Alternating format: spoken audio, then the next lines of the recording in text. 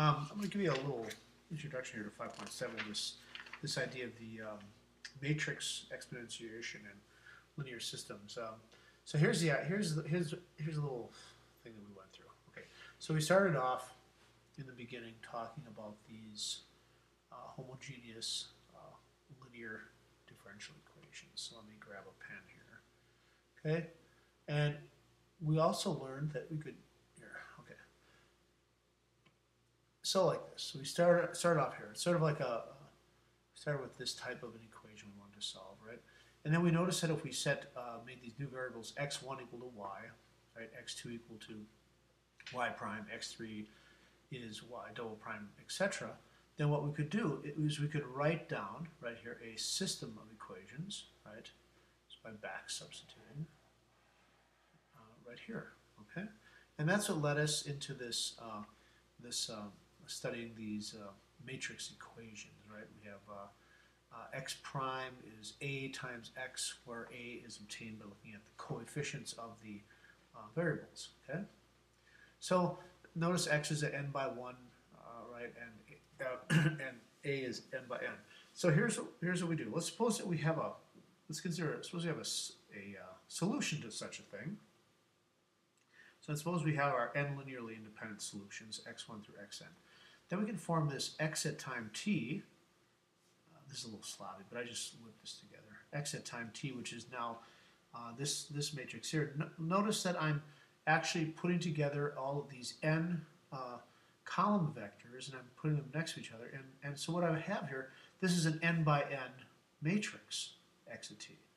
So now notice that x of t is a solution of this system of equations, this matrix differential equation. So I have a x prime, right, is equal to a times x, and now this is an n by n matrix, right? This is n by n. Everything's n by n. If you multiply those together, you get n by n. Okay, so this should remind you of something that looks like this. Way back maybe in algebra, college algebra, they talked about this equation y prime equals ay, and this was a differential equation which has this solution y of t equals e to the at, and this is either exponential, you may remember exponential decay or exponential growth, right? So here's what we're going to do. We're going to take this situation here, and we are going to mimic this in terms of matrices. So we're going to define, well, a new matrix, A x of t, a new one. Let me make that new, so it's not the old one. We're going to let it be e to the at. So if we're given some matrix A, we're going to define e to the at to be just the, we're going to use this symbol here. We have to define it. And we do that just using the old expansion, as we're all familiar with, of what e to the at is. In other words, we formally write down that this e to the at is going to be the identity matrix plus the matrix A times t plus at squared over 2 factorial. So we just do this, right? Now it turns out that if you look at this this infinite, so what are we looking at here? This is an n by, this is an n by n matrix. This is an n by n. This is n by n. And if in a similar way as you did in calculus, you define the infinite series of these to converge when you consider the finite truncated finite sequence of terms obtained in this way to converge, you can prove, and this is quite a bit of study goes from this point to this point, but you can prove that this converges to an n by n matrix, which we call e to the at. All right. Now here's why would we be interested in this matrix? Well, here's an example. Let's consider A to be just this matrix, this diagonal matrix, so 3 or 4 or 5. Now if we calculate e to the at, let's see what we get. It's the identity plus the matrix times t plus this matrix and this matrix. If you consider what this does, this converges to just this nice matrix where along the diagonal you have e to the 3t, e to the 4t, e to the 5t, and actually I put 0 there. That's a common thing to do. I mean, there's 0 everywhere else, so I should have a few more zeros in there. It's actually it is really a 3 by 3 matrix. We do not, well, we can't form this e to the at unless we have a square matrix. Okay, so now watch this. Then what we do is we define the derivative of such an object, and this all works out very nicely. Well, when we differentiate that, it turns out that by the similar things that you studied in first semester calculus, or maybe just bypassed, and sometimes they don't talk about this sort of thing. If you're differentiating an infinite series, you can do it term by term, and that's what you're seeing right here. And lo and behold, what we see is we get, if we factor out an a from each term and simplify it, we get a to the a times e to the at. So what that means is that if I write down the derivative of e to the a t, right? Well, that's equal to a times e to the a t. Okay. So if we're trying to look at this differential equation here, x equals x prime. Let me put a prime there. I'm sorry if I differentiate that, right? Equals a times x. You can see what we can have here is we obtain a solution to that differential equation if we can find e to the at.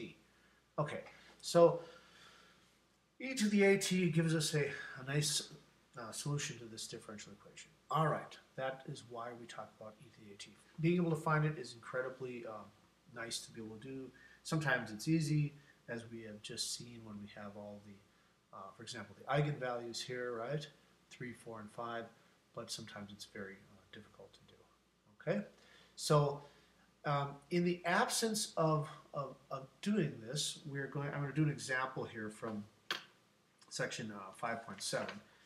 If you read through there, it's very sort of contorted and very different presentations of things. They mention a few very important ideas, and since we're going down to the end of the semester, I'm not going to hold you to too many of these concepts in the 3x3 case, but I do want you to do one 3x3 example to see how it all fits together. So here's an example. I went through and I'm going to look at this. Well, here we go. Here's example number 5. I guess I have a few examples, so I want to show you here. Let's see. Oh, where's my example? Hold on here. That's the one I just did. Hold on. Okay. Oh, here we go. Here. What's this? Oh. Okay. All right. Hold on. Here it is. Here we go. This is number 7 I did here. So here's what you need to do for number 8. So we're going to find a matrix solution for this, and if we could, we would try to find this e to the at. If we had a situation where I knew some power of a was 0, it would be easy. But if you calculate powers of this matrix right here, a, you will find that it does not settle down. So here, if this a in question is this a, right? You see, if a to the n is equal to 0 for some n, right? Then we can find we could write down in theory the matrix e to the a t. Okay. Well, in this case, it doesn't work very well. For example, here's something they mention in the text, and I'll illustrate that. Let's take a look at this. Here, what I've done here now. Look, I haven't done this. I just basically use a computer to do this, right? The characteristic polynomial, in other words, if I take the determinant of a minus lambda times the identity, you get this lambda times 1 minus lambda squared. So here we see we do get our we get our 3 eigen values, 0, 1, and minus 1. And we're going to use those to find solutions, linearly independent solutions in this example. But here's one thing that's really interesting. It turns out there's something called the Cayley-Hamilton theorem that says that a matrix will satisfy its characteristic polynomial. So what does that mean? That means if I take a minus a cubed, that turns out to be equal to 0. Okay? So what does that say? That says that no matter what happens, I get that a cubed is equal to a, right? So then what's a to the 4th? Well, a to the 4th is a squared, right? Just keeps going. A to the 5th is a cubed, right? Is a. So it just keeps going. a little off the topic, but let me show you how we solve this. So to find our fundamental matrix, we're going to follow this procedure. Okay, so for lambda equals 0, we have to solve a v1 equals v1, okay? To obtain, well, here's where the work has to come in. Now, I just obtained it by using a computer program. When you do your homework, please exhibit how you're solving this part here, right? So once you get an eigen vector, right, it has to be non-zero. Notice our eigen, this example, our eigenvalue is 0, but our eigenvector would need to be a non-trivial solution to this equation, a times v1 equals v1. So we get this vector 6, 2, 5, right? And this means that our first solution to the differential equation is just e to the 0t times 6, 2, 5, or the constant vector.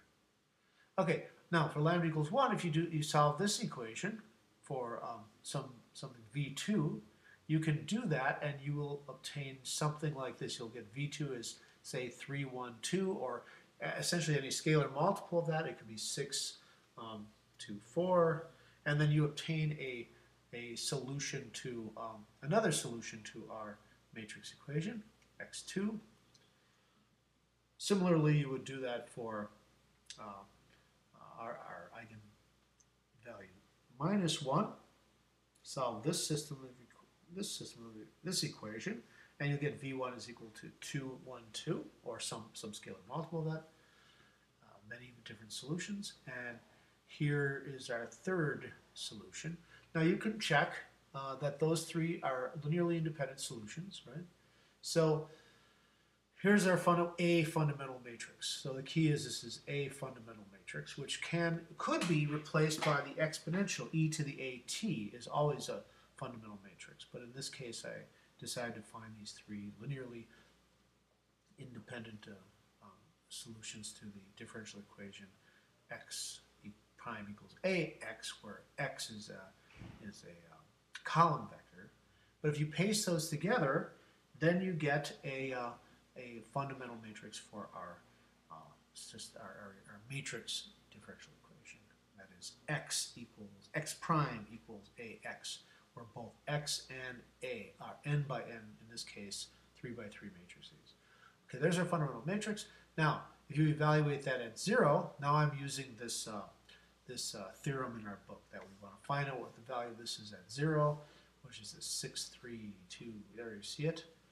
Now, if you invert that matrix, find the inverse of that matrix, which I again did using a computer algebraic system here, you get this matrix, right? And then if you write down the solution, right, by evaluating that, wait, what have I done here? Oh, so if we want to find out what x of t is, our solution to the initial value problem, what we do is we take our fundamental matrix, x of t, times the inverse of our fundamental matrix evaluated at 0, okay, which is right here, then times our initial condition. This is right here is x at time 0. This is x at time 0, as given in the exercise. And if you multiply those three things together, you will get this column here, and this is represents our particular solution, x of 0, to our vector valued, x of t. A little abuse of our notation there. So I hope this helps. It is a sort of a long, painstaking process at this point, and this is when, particularly in differential equations, you will begin to appreciate the existence of these numerical techniques, which we'll talk about briefly, and it will occur on your final exam here. Okay, thank you. I hope this helps.